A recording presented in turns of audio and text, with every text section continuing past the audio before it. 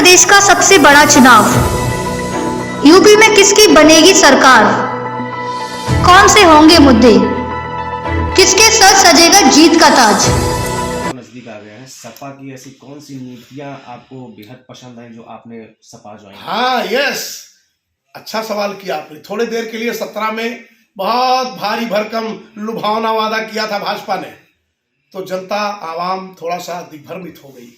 लेकिन उत्तर प्रदेश की आवाम नहीं, देश की आवाम इस समय जान गई है कि ये जुमलेबाज है भाजपा वाले, महा झूठे हैं, झूठों का खजाना है।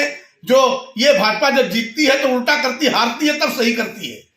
अभी आपने देखा नहीं, बिल वापस लिया, जब हारने लगे तो बिल वापस ले लिया। यही सवाल आप पूछ रहे हो भाजपा वालों से, आप कहते हैं खूबी की बात। हमारी समाजवादी पार्टी के मुखिया आदरणीय अखिलेश यादव जी ने अपने 12 के कार्यकाल में बहुत कुछ योजना उन्होंने दिया था।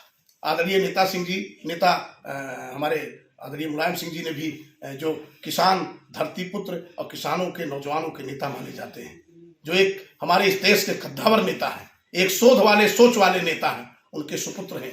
तो आदरणीय अखिलेश यादव जी ने 2012 में सरकार बनाया तो नौजवानों के लिए, किसानों के लिए, महिलाओं के लिए और गांव के लिए, विकास के लिए हर क्षेत्र में काम किया। मैं बता दूं गिना करके, उन्होंने 3.5 लाख रुपया लोहिया आवास दिया है। आज के 9 साल पहले इतनी महंगाई नहीं थी। समग्र गांव की घोषणा करके डेवलपमेंट किया उन्होंने। लैपटॉप दिया नौजवानों को, पर आधुनिक पढ़ाई के लिए टैबलेट दिया उन्होंने।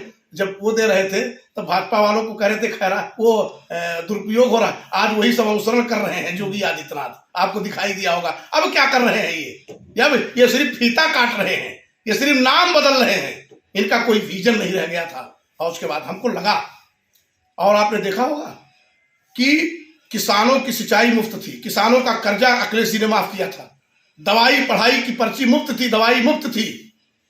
और सबसे बड़ा काम आप ये देखिए कि जो हमारी बहन बेटी पढ़ रही थी, जो कन्या विद्याधन के मान थे, और जो मेरे गांव में सबसे अंतिम व्यक्ति हैं, जो विकलांग हैं, जो मेरी माँ बहनें विधवा हैं, जो हमारे बुजुर्ग 60 साल से ऊपर हो गए, उनको समाजवादी पेंशन की व्यवस्था किया था उन्होंने।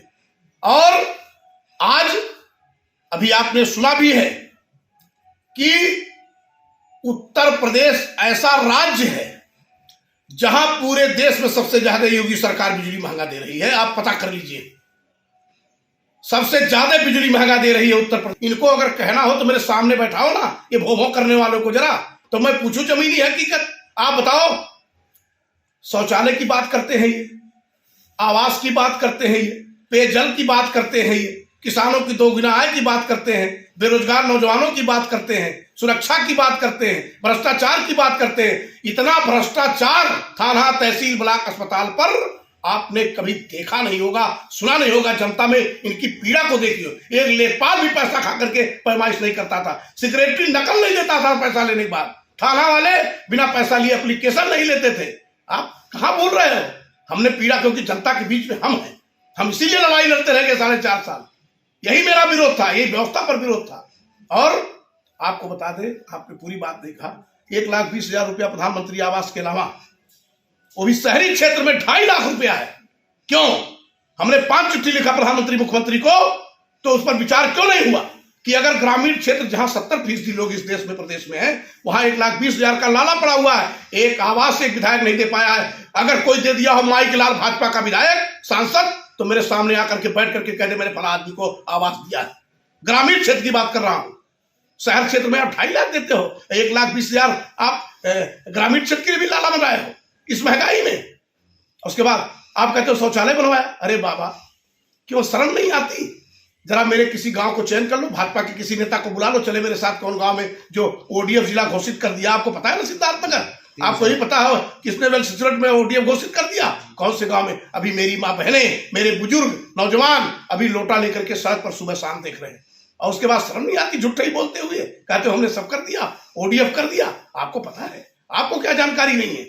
हम जनता में हैं, जनता के जवाबदेह हैं, तो हम ये समझौता नहीं कर सकते कि भाजपा मुझे सिंबल दे देगी, मुझे नेता बना देगी। अरे भाई, तुम देश को, प्रदेश को, गांव को जब बेच दोगे, सब प्राइवेटाइजेशन कर दोगे, नौकरी चाकरी से लेके, रेलवे से लेके, हवाई जहाज से लेके सब जब अडानी को ही सौंप दोगे, तो हमारे लोग कहां जाएंगे? हम लोग जाएंगे कहां? हम लोग यही 1 किलो चना, 1 किलो तेल, 1 किलो नमक बालू छाप पर बिकते रहे। और आप देखो ना इन लोग की ब्रांडिंग देखो जरा, 1 किलो चना नमक पर कितनी बढ़िया ब्रांडिंग है। आज जरा उसका फोटो नहीं दिखाया क्या? दोनों का फोटो देखो, प्रधानमंत्री मुख्यमंत्री का। ऐसे लगता है जैसे बहुत बड़ा खजाना दे रहे हैं बांट बांट के। ये कहां से पैसा आ रहा है, कहां से व्यवस्था बन रही है? आप महंगाई पर ले लो, चूतिया बनाते हो। अब की बार जनता समझ चुकी है। अब की बार आपने देखा, पता है, हम भी गांव से जुड़े हैं, हमको पता है। तो हमने भी तो मांग किया था, हम भी तो लड़ाई लड़े थे कि बिल वापस ले सरकार मेरे करके भी मैंने कहा पहले लोगों का हित की बात किया जाएगा, तब सरकार की बात की जाएगी। जब देश नहीं होगा, देश में रहने वाले लोगों की सुरक्षा नहीं होगी, उनके अधिकार की बात नहीं होगी, तो सरकार रख के क्या करेगी?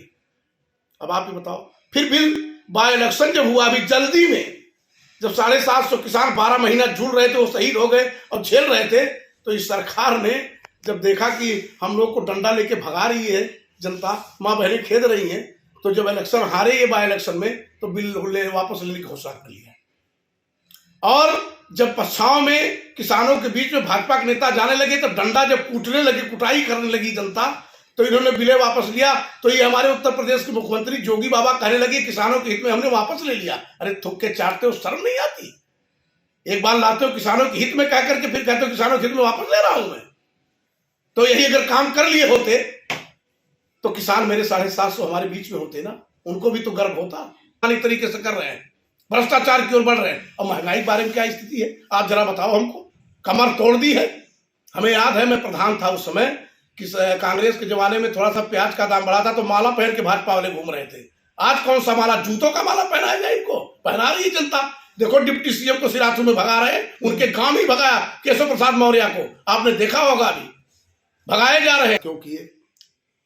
देखिए 17 का चुनाव था, 17 के चुनाव में भाजपा ने बहुत कुछ वादे किए थे। आपसे छिपा नहीं होगा, चौथा स्तंभ के पास सब रिकॉर्ड होता है, क्योंकि जब भी कुछ मैनिफेस्टोअल घोषणा पत्र या कोई वादे होते हैं हमारे नेताओं के, तो आप तक पहले आते हैं। इन्होंने कहा था हम स्मार्ट सिटी बनाएंगे, बुलेट ट्रेन चलाएंगे। सबसे जरूरी जो है, जिस पर बेहद अच्छा लगा था, कि हर सत्र में, हर वर्ष में 2 करोड़ युवाओं को नौकरी से रोजगार की तरफ जोड़ेंगे, महंगाई पर अंकुश लगाएंगे, किसानों की इनकम 2 गुना करेंगे, नौजवानों को रोजगार की तरफ जोड़ेंगे, शिक्षा जगत में नई व्यवस्था लागू करके उनको पढ़ाएंगे, आगे बढ़ाएंगे, शिक्षित बनाएंगे, और भारतीय संविधान को सम्मान करते हुए, जो हमारा देश का शान और सम्मान है संविधान हमारा, उसका पालन कराएंगे। आप क्या बता दीजिए, आप चौथे स्तंभ के हैं आप लोग। और मुझे खुशी होती है कि जो हमारी सोशल मीडिया है, इससे हम लोग खुश हैं कि ये सोशल मीडिया ही विसंगतियों का सामना करने वाले नेताओं की आवाज बुलंद करती है। लेकिन ये जो बड़ी इलेक्ट्रॉनिक मीडिया है, जो बड़े बड़े चैनल हैं, जिसमें आज तक है, जी है, न्यूज़ 18 है, और ये NDTV कौन है, नहीं इंडिया टीवी कौन है, ये सबको मैं देखता हूं तो मुझे तरस लगता है चौथे स्तंभ पर, कि ये लोग आवाम की, देश की आवाज बुलंद करने के लिए है कि भारतीय जनता पार्टी के नेताओं की आवाज बुलंद करने के लिए है। तो कभी कभी दुख होता है, लेकिन मुझे गर्व है अपने सोशल मीडिया पर कि जिनके माध्यम से हम सबकी आवाज, लोकतंत्र में जनता ही मालिक है। और मुझे विश्वास है कि जिस तरह से हमने सोहरतगढ़ में जिले में सबके लिए लड़ाई लड़ा है, सबके अधिकारों की बात रखी है। मैंने लॉकडाउन पर लड़ाई लगा दी, इमरजेंसी लगाया सरकार ने। कितने रास्ते में बेचारे धोखा खा गए, जो हमारे बीच तक नहीं पहुंच पाए, इतनी दूर से 2-2 हजार किलोमीटर का सफर तय किया इमरजेंसी में, उस पर भी मैं लड़ा हूँ। रिकॉर्ड होगा, आपके पास एविडेंस होगा। मैंने किसान बिल पर बोला है। मैंने मिट्टी, तेल, चीनी जब सरकार ने बंद किया, गरीबों का जो एक आसरा था कोटे के माध्यम से, वही बंद कर दिया, उस पर भी मैंने बोला है। धान के क्रय सेंटरों पर, गेहूं के क्रय सेंटरों पर जो अव्यवस्थित थी, सिर्फ व्यापारियों को और छोटे छोटे सीमांत किसानों को जो नहीं दे पा रहे थे, बेच पा रहे थे, समय से सरकार नहीं ले पा रही थी, उस पर भी मैंने बोला है। मैंने बेरोजगारी पर बोला है, मैंने आरक्षण पर बोला है, मैंने महंगाई पर बोला है, मैंने भ्रष्टाचार पर बोला है। तो ये तो मेरे पास साक्ष्य है ना 4 साल से। तो मैं बोलने वाला, लड़ने वाला हूं, जो मुझे अधिकार था। भाई मेरे अधिकार तो, मैं मुख्यमंत्री प्रधानमंत्री नहीं था, लेकिन उस हाउस का मेंबर होने के नाते, विधायिका का मेंबर होने के नाते अपना फर्ज अदा किया, बहादुरी से डट करके लड़ाई लड़ा और अपनी विचारधाराओं के मुताबिक करने वाले, कहने वाले आदरणीय अखिलेश जी के साथ समाजवादी पार्टी का सिपाही 14 तारीख को बना। तो लगातार कहते हैं कि हर चीज पारदर्शिता की तरीके से हुई है। तो आप हमको पारदर्शिता बता दो, आप कहां से भाई कहते आप हो ना, आप तो सरकार में विधायक रहे। नहीं तो इसीलिए तो नहीं, तो आप मैं सरकार में था, लेकिन आप देखिए ईमानदारी से बोल रहा हूं, आफ्टर 6 महीने के बाद, सरकार बनने के बाद, जब मैंने देखा ये सरकार अपने वादों से भटक रही है, तभी से मैं लड़ना शुरू किया हूं। अकेले लड़ा हूं, खिलाफत किया हूं, विभिन्न मुद्दों पर लड़ा हूं मैं। यहां तक पार्लियामेंट के चुनाव में कैंडिडेट का भी विरोध किया मैंने, नगर पंचायतों को चुनाव में विरोध किया मैंने, व्यवस्था को लेके, आरक्षण को लेके, दलितों के लिए, गरीबों के लिए, पिछड़ों के लिए, किसानों के लिए। आप क्या बात कर रहे हैं? अभी इसी जिले में हम लोग है ना, मेडिकल कॉलेज में वैकेंसी निकली आउटसोर्सिंग पर, जरा देख लीजिए, पता करो, आप प्रिंसिपल से डिबेट लो, आप कितने नौकरी दे दिया उसने, अभी तक क्या बवाल मचा हुआ, अभी तक हो नहीं पाया फैसला। भारतीय जनता पार्टी देश के, प्रदेश के किसानों को, मजलूमों को, गरीबों को, पिछड़ों को कटोरा पकड़ा करके, खैरात बांट करके, बेवकूफ बना करके और उद्योगपतियों का, कारपोरेटरों का खजाना भर रही है, अपनी पार्टी मजबूत कर रही है, अपने मजबूत बन रहे हैं। मेरे पास बैठा हो आप किसी भाजपा के नेता को, तब बताऊं मैं कैसे खा रहे हो, कैसे खा रहे हैं, इनका खाने का तरीका क्या है। आप कहते हो ईमानदार सरकार है, अधिकारी अफसर समाजवादी पेंशन के नाम पर विकलांग विधवा का पेंशन 1500 रुपया महीना होगा, सिंचाई, दवाई, पढ़ाई मुफ्त होगी। रोजगार देने के लिए उन्होंने आगे आकर के कहा है 10 लाख पहले ही कैबिनेट में हम वैकेंसी निकालेंगे। वैकेंसी है नहीं क्या? आपको भी पता है सारी वैकेंसियां खाली पड़ी हुई है, और ये सिर्फ आउटसोर्सिंग पर प्राइवेट एजेंसियों से पैसा लेकर के, उनकी जिम्मेदारी देकर के सबका गला काट रहे हैं। आप सपा में आए हैं तो आपके विधानसभा की जनता जो है आपके कितने सहयोगी है इस समय? नहीं देखिए, हमारे सोहरतगढ़ के जो आदरणीय बुजुर्ग नौजवान माँ बहनें हैं, वो जानते हैं कि मेरा पहरेदार सजग प्रहरी है, और सरकार में रह करके भी उसने लड़ झगड़ के काम भी किया है, और हम सबके अधिकारों की बात भी रखी है, हम सबके हक हकूक की बात रखी है। ये पिछड़ा, दलित, शोषित, वंचित समाज ये जान चुका है, पूरे देश में नहीं पूरे प्रदेश में, कि चौधरी अमर सिंह लड़ता है अधिकारों के लिए। वो सरकार की परवाह नहीं करता, वो हम लोगों के अधिकारों की परवाह करने वाला और विकास की परवाह करने वाला, रोजगार की परवाह करने वाला हमारा पहरेदार अमर सिंह है। ये सोनगढ़ की आवाम नहीं, पूरे जिले की आवाम जानती है, पूरे प्रदेश के लोग जो मुझे जानते हैं कि मैं बेबागी के लिए हूँ। ऐसे ही वीडियोस देखने के लिए सब्सक्राइब करें प्रदेश समाचार नेटवर्क और लेटेस्ट वीडियोस के नोटिफिकेशन के लिए बेल आइकन दबाना ना भूलें।